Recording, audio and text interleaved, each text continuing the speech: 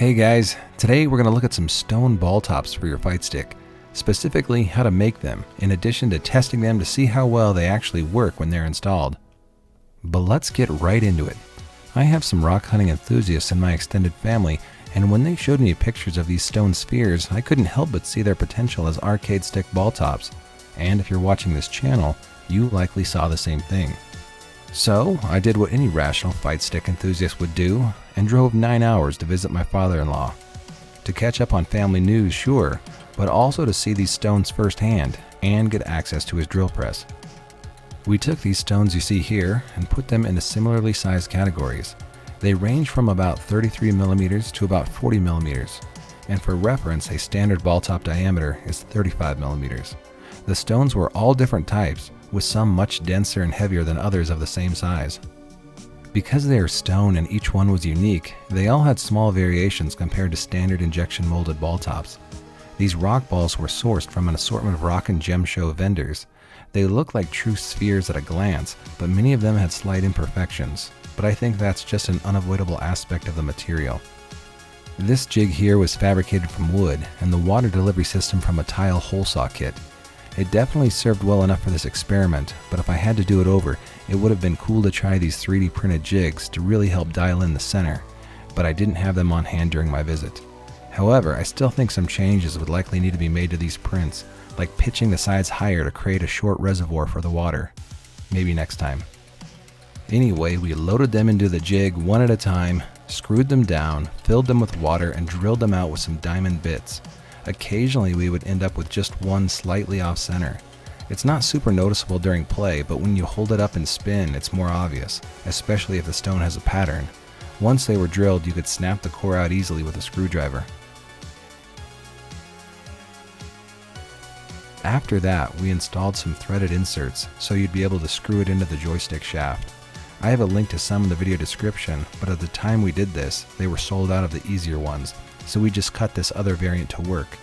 Then everything was epoxied into place. We typically use clear epoxy, but you could try to color match it to the stone as well.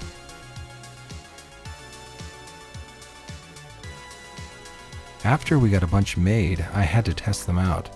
Would the epoxy hold? Are these too big or heavy for comfortable gameplay? They are definitely a bit heftier than standard ball tops.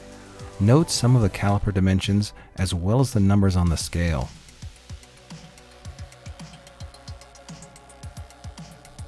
But that made me curious. How would their weight impact their performance? We would likely need a beefier spring so that they wouldn't bounce back past the lever's neutral position to get unintended inputs. So I invested in a few different springs to test. Here I'm comparing 4 different ball tops, a standard ball top to give us a baseline, a lighter stone top, a medium weight stone top, and a big heavyweight stone ball top. Now a normal JLF spring is listed as 0.9 pounds of tension, but because of the increased ball weight, we can intuit that that's not going to be ideal. Instead, we're going to start with a 3-pound spring and examine the bounce back on these inputs.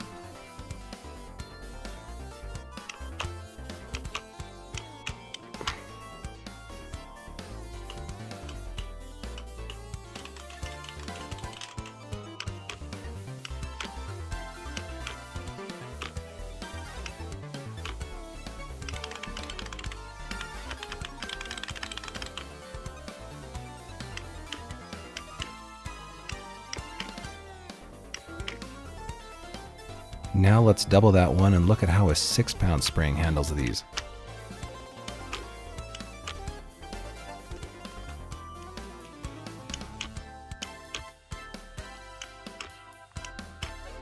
And now let's go right to the top of the spring weight with a 15-pounder. I didn't even know that they went this high, and these things are a total bear to get installed by yourself. On paper, a 15-pound spring seems ludicrous, and reality soon showed that to be an accurate prediction. You'd have to be built like Zangief trying to churn butter with one of these things. And the poor little E-clip was about to wet its pants trying to keep everything contained. I just prayed it wouldn't rocket off and embed the actuator into my drywall. Anyway, this spring performed about how you'd expect. If you want forearms like Luke and need to make use of one of these for some reason, then I'd suggest a really heavy enclosure you can set on the floor. The spring was actually moving the entire stick itself on certain inputs. I wasn't too impressed. But enough about these springs. What can we conclude about these caveman ball tops? If you've got a jig, a drill press, and the parts I linked in the video description, you could likely make some yourself. They are cool, and I think that they could be utilized in certain fight sticks quite well. They have a fun aesthetic, and some of the rock grains were undeniably beautiful.